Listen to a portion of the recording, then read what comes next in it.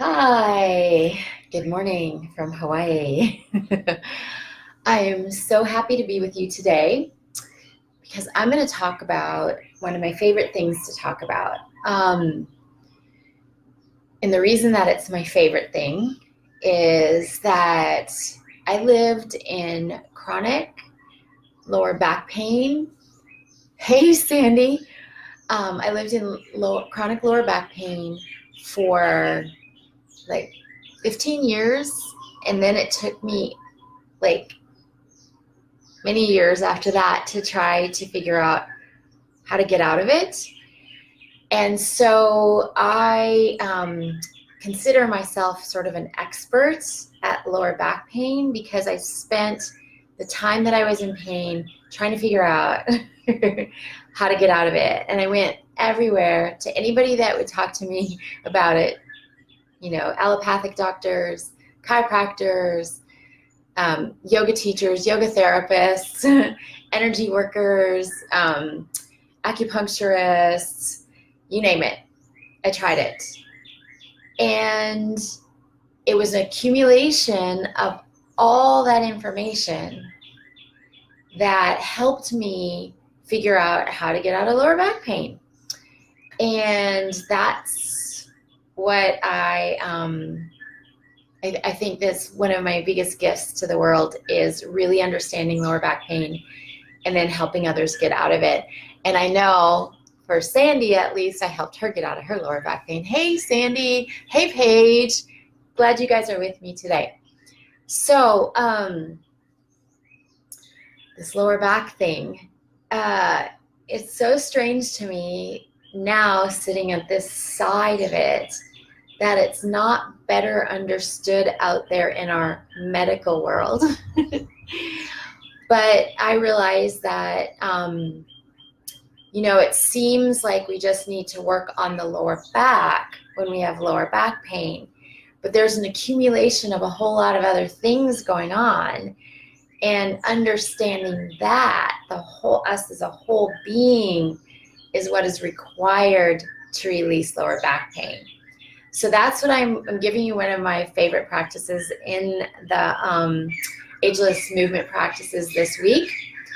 And it's what I do every day to get out of lower back pain.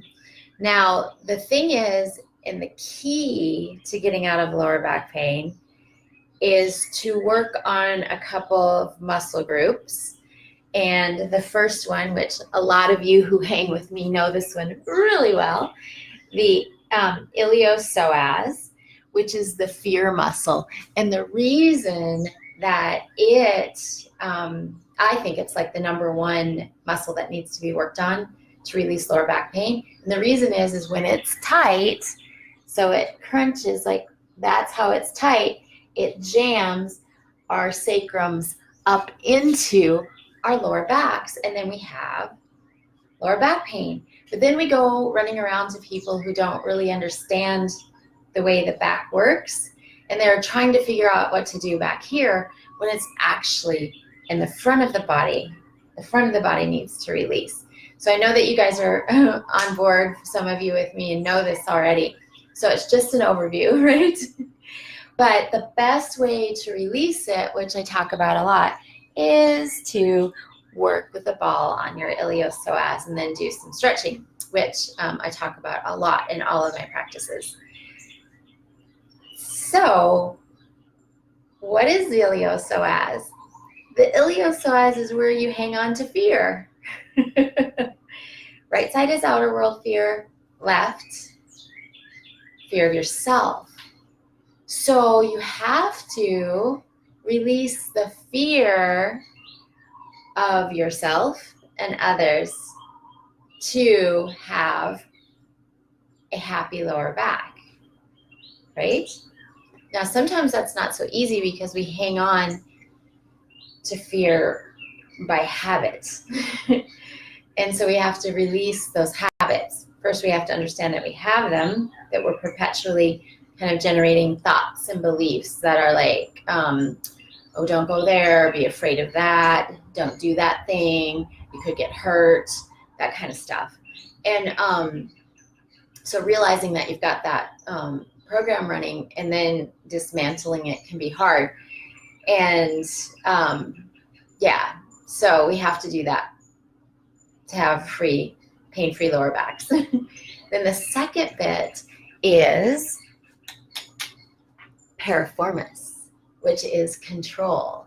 Running right through our butt cheek, we have that control muscle. And when it grips on and control, it goes and it helps shove that sacrum and up into our lower back. So we've got fear and control that we have to release to have pain-free lower backs. Now control, right side is controlling others, left side is controlling yourself.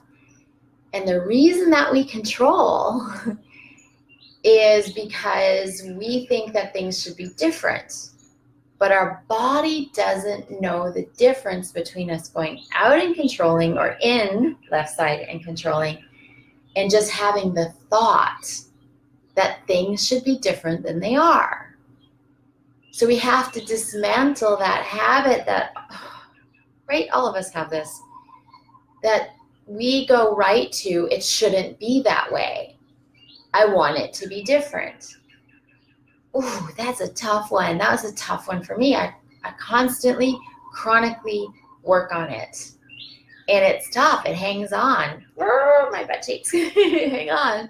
I have to work on them continuously. I'm sure some of you can relate. Let's see. If you guys have any questions, let me know. That's what I'm here for. The other muscle that we have to work on is gracilis, our inner legs, which is where we hold anger. Right side, anger toward the outer world, left side, anger toward ourselves. So no wonder our lower backs hurt, right? We've got fear, anger, and control. All pushing and shoving energy up into our lower backs and blocking that space.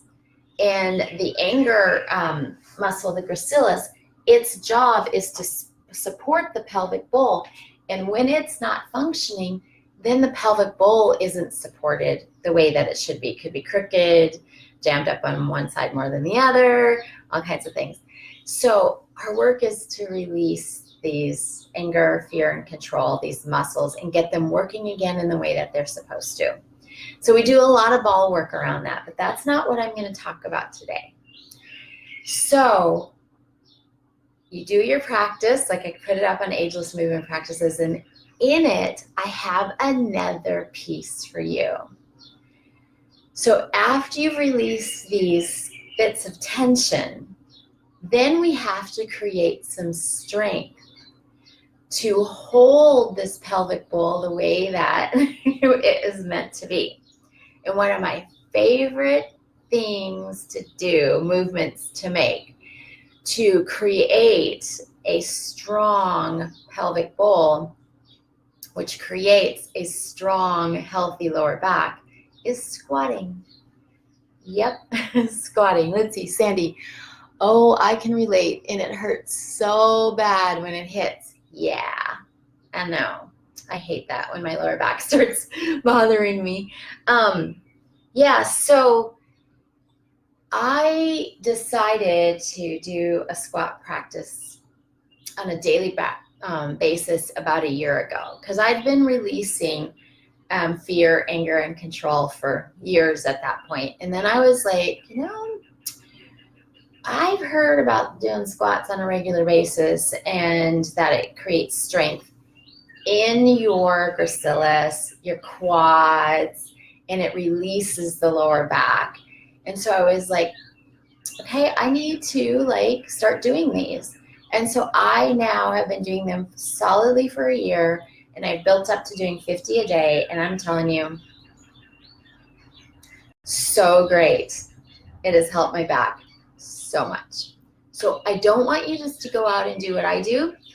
Do your releases, and I put that up in the Ageless Movement Practices, is how to release the iliopsoas, the gracilis, and the those butt cheeks, the piriformis. But then after you've done that, start doing some squats, which I've also added to this practice.